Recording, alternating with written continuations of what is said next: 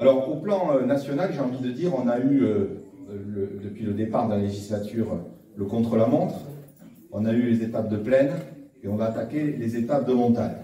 Je file la métaphore sportive parce que vraiment la politique, c'est un sport collectif. Le contre-la-montre, ça a été le mois de juillet, avec de fortes attentes dans un contexte économique et social très compliqué, où nous subissons de plein fouet les conséquences du conflit ukrainien, qui provoque, et il faut le dire, une inflation importante dans la zone euro, moins en France qu'ailleurs, grâce notamment aux mesures sur le bouclier tarifaire de soutien, de blocage des prix du gaz et de l'électricité, mais enfin qui obère significativement le pouvoir d'achat. Donc la première urgence du mois de juillet, c'était de voter une loi de finances rectificative sur le budget 2022, de rajouter 20 milliards de dépenses qui ont été gagées par l'excédent de recettes sur l'impôt sur les sociétés et la TVA, donc on n'a pas aggravé le déficit public, et ça on y tient aussi, du rebond activité économique précédemment, mais 20 milliards pour le pouvoir d'achat, pour financer ce bouclier tarifaire, la poursuite de ce bouclier tarifaire, la remise carburant, avoir envie que le travail paye mieux. Ça c'est un sujet que nous partageons, qu'on a beaucoup entendu ces derniers mois dans la campagne en particulier. C'est donc la prime, dite prime Macron, en tout cas prime pouvoir d'achat sans charge sociale qui a été triplée. On a des mesures d'intéressement, une baisse de cotisation patronale pour les travailleurs indépendants. Et puis de l'autre côté, de protéger les plus fragiles, en particulier nos retraités, avec une revalorisation significative des retraites, 1% en janvier, 4% en juillet, l'allocation de rentrée scolaire et qui a été revalorisée. Et puis enfin, l'allocation adulte handicapé qui a été déconjugalisé. Ça, c'était un combat que la députée Duvier avait porté. Et vous voyez bien, je le disais hier à Luce, on est une forme de continuité, de passage de témoins des combats passés qui aboutissent après. Donc ça, d'ailleurs, l'Assemblée nationale, unanimement, lui avait rendu hommage sur ce travail. Voilà. Donc ça a été le travail du mois de juillet, extrêmement dense en commission et dans l'hémicycle, sur des mesures qui, on pourrait le penser, sont assez consensuelles, et il a quand même fallu ferrailler, débattre. C'est pour ça que je dis que les étapes de montagne arrivent, parce qu'on a vu sur des mesures plutôt consensuelles la difficulté quand même pour aboutir, hein. Mais on a abouti, contrairement à ceux qui voulaient penser que le gouvernement serait empêché ou l'Assemblée bloquée. Mais en fait, ça nous annonce un budget qui va être compliqué. Et là-dessus, on va faire le travail de discuter, de rassembler, de négocier, pour aboutir à un texte qui sera voté, j'en suis intimement convaincu, article après article, amendement après amendement. Mais vous savez bien, la loi de finances, à la fin de l'année, c'est un vote solennel. Et c'est vrai que c'est un petit peu un marqueur de savoir, on le sait dans les communes, si on est dans la majorité ou l'opposition. Nous verrons bien où nous en sommes. Les opposants ont dit qu'ils ne voteraient pas le budget, ça ne veut pas dire qu'ils voteront contre, de s'abstenir. Le budget sera-t-il voté? Faudra-t-il utiliser d'autres outils qui sont à la disposition? Nous verrons bien, en tout cas, ça, des mois et des semaines de lourd travail. Ce budget 2023, j'en dis deux mots, il veut refléter nos priorités. En tout premier lieu, la bataille du plein emploi. Le ministre du Travail est venu tout récemment. On est à 7% de chômage, on était à 9 il y a 5 ans, on veut aller à 5. Plus on va s'approcher de la ligne frontière, plus ce sera difficile, parce que plus des gens éloignés de l'emploi, on va les y ramener. Mais c'est donc là-dessus, sans idéologie, qu'on s'attaque au sujet, avec à la fois la formation professionnelle, un investissement important qui est mis là-dessus, le service public de l'emploi. C'est-à-dire que lundi, j'étais avec les directeurs de Pôle emploi des différentes agences du département qui font un travail formidable, et je pense qu'il faut utiliser davantage le service public de l'emploi pour essayer de rapprocher les demandeurs et offreurs d'emploi. Mais aussi, on va s'attaquer au sujet des règles de l'indemnisation du chômage, parce qu'on veut que ces règles, que l'assurance chômage, qui a toute sa pertinence quand l'économie va mal, d'indemniser bien, d'indemniser longtemps et d'indemniser fort, et bien quand l'économie va mieux, il faut que nous arrivions à moduler les choses.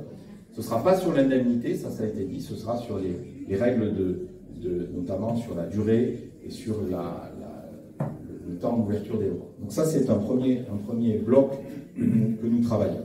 Et la réforme des retraites, si elle vient, je ne sais pas si elle sera finalement à l'ordre du jour, il faut la comprendre aussi comme ça. C'est-à-dire qu'on a des tensions de recrutement dans un certain nombre de secteurs et qu'on a un sujet quantité de travail, de travailler aussi collectivement un peu plus longtemps pour notre marché du travail, pour financer nos priorités, en particulier sur le grand âge et l'autonomie, et puis accessoirement, j'ai envie de dire, continuer à préserver pour nous-mêmes et pour nos enfants notre système de retraite qui est une formidable chaîne de solidarité entre les générations.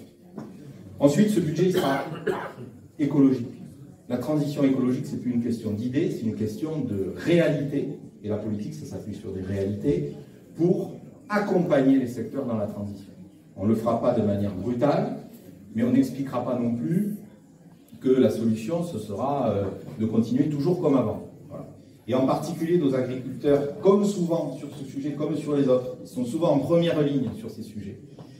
Eh bien, il faut les accompagner, c'est-à-dire les accompagner pour moderniser les modalités en particulier d'irrigation, utiliser les nouvelles technologies, les accompagner dans l'assolement, et peut-être les accompagner aussi sur des projets peut-être de retenue, mais elles ne pourront se faire que là aussi s'il y a un consensus et que si on explique que c'est vraiment l'intérêt général et qu'il y aurait un intérêt écologique. Parce que la réalité, c'est qu'on va avoir non pas moins d'eau, mais plus d'eau en hiver, moins d'eau l'été, et avec la fonte des neiges, vous savez bien que les zones de montagne, on est 2 fois plus impactées par le changement climatique, et quand c'est 1,5 degré de réchauffement, on sera à 3, et donc on aura beaucoup plus de pluie en hiver. Et donc un sujet qui est notre sujet. Donc moi, je ne me mets pas la tête dans le sable, et on sait que les ajustements qu'on ne fait pas aujourd'hui, ils seront encore plus durs à faire dans 10 ans. Donc si c'est difficile aujourd'hui, il faut le faire encore plus, parce qu'on ne va pas éviter, entre guillemets, le choc, mais on va essayer de l'atténuer. C'est bien là que nous en sommes, et ce budget, il va accélérer encore sur la transition écologique de nos bâtiments, sur la mobilité électrique, sur l'énergie, avec... il y a eu quelques flottements dans les choix industriels d'EDF, mais d'y aller fort sur le nucléaire, sur l'énergie, sur les énergies renouvelables. Voilà. Donc ça, c'est aussi le budget sera le reflet. Et puis enfin, on ne peut pas ne pas en parler, dans un contexte dramatique. Alors on parle beaucoup de l'Ukraine, et moi aussi aujourd'hui j'ai envie de dire un mot de l'Arménie. Et nous sommes, c'est un peuple ami de la France, et je trouve qu'ils sont bien seuls aujourd'hui. L'Arménie est attaquée par l'Azerbaïdjan. C'est un conflit qui dure, mais qui est un conflit un peu caché et qui profite de la déstabilisation à l'Est. Et donc, moi, je sais qu'on n'a pas spécialement de communauté arménienne dans les Hautes-Pyrénées, mais c'est un combat que nous devons porter, chacun des députés de la nation, où que l'on soit. Et donc, dire que la guerre est revenue sur le continent et qu'on doit se maintenir en conditions opérationnelles. On a 2 régiments dans les Hautes-Pyrénées qui sont des régiments... Ce ne sont pas des régiments qui se cachent, il faut vraiment au combat et sur les terrains les plus durs. Et donc le budget 2023 prévoit 3,6 milliards de plus sur nos armées pour le maintien en conditions opérationnelles. Donc sur le régalien, sur l'économie, sur la transition écologique, nous sommes mobilisés. Sur les retraites, j'ai esquissé d'un mot. Moi, je suis de ceux qui pensent qu'il faut y aller, parce que c'est notre responsabilité vis-à-vis des générations futures, et que la situation ne sera pas plus favorable dans 1 an ou dans 2 ans. Et à un moment donné, c'est aussi le courage politique. Mais cette réforme, elle ne doit pas être hémiplégique. Il faut prendre en compte la pénibilité. Et moi, dans la loi de finances, je m'occupe précisément de ce rapport spécial sur les régimes spéciaux et les compensations de l'État à ceux-ci. Donc là aussi, dialogue et concertation doivent être nos maîtres mots. En local, vous avez cité l'hôpital. Je le soutiens sans réserve, ce projet. Pourquoi? Parce que ce n'est pas une affaire de bâtiment. Ce n'est pas une histoire de l'hôpital à Tarbes, à Lourdes, à Lannes. C'est une affaire d'investissement dans une offre de soins modernisée. Pour nos malades, d'avoir accès rapidement dans toutes les filières à des soins de qualité. Et donc, ce n'est pas l'hôpital de Lannes, c'est certaines filières métiers de médecine, de chirurgie et d'obstétrique qui viennent venir ici. Nous nous battons en parallèle, c'est pour ça que j'ai dit à nos amis que finalement ils étaient entendus, pour que précisément l'hôpital de Tarbes et Gueurotte d'une part et la Bastide à l'autre soient upgradés en hôpitaux de proximité sur nos filières gériatriques avec des lits de médecine. Un deuxième préalable absolu, je sais que le président de l'Aglo y est sensible, le président du département et le maire de Lourdes aussi, d'avoir des centres de soins non programmés pour désengorger nos urgentistes et avoir un accès aux soins quand on sait que beaucoup, notamment de Tarbais, n'ont pas aujourd'hui de médecins traitants. Et donc, on est aux côtés aussi sur le premier recours des centres de santé que vous avez initiés, vous les élus. Et l'ARS, on les pousse à continuer là-dessus. Et en pratique, on va, je pense, gagner le combat sur les hôpitaux de proximité de la Bastide et Gueurotte. En tout cas, c'est ce que nous a dit lundi le directeur général de l'ARS. Voilà. Donc l'hôpital de Lannes, c'est pas l'hôpital de Lannes, c'est des filières en digestif, en maternité, en cancérologie, en neurologie, au meilleur niveau pour les Hautes-Pyrénées. Sans quoi, ceux qui ont les infos, qui ont les réseaux, qui ont les moyens, vont à Pau, vont à Toulouse, et les autres restent chez eux. Donc ça, je n'en veux pas, c'est l'égalité d'accès aux soins. On ne peut pas accepter d'avoir deux hôpitaux qui ne peuvent plus investir parce qu'ils n'ont plus les marges financières pour investir. C'est comme ça qu'il faut le comprendre, le sujet. Ensuite, c'est 12 minutes ici du centre de Tarbes, 12 minutes du centre de l'eau. C'est relativement, je pense, acceptable. Et quand il me tarde qu'il y ait la conférence de presse, que vous voyez le beau bâtiment que vous avez choisi, qui s'insère bien dans le paysage et qui soit montré, je pense que ce sera un levier pour réattirer des médecins et des soignants. C'est ça que nous cherchons. Voilà.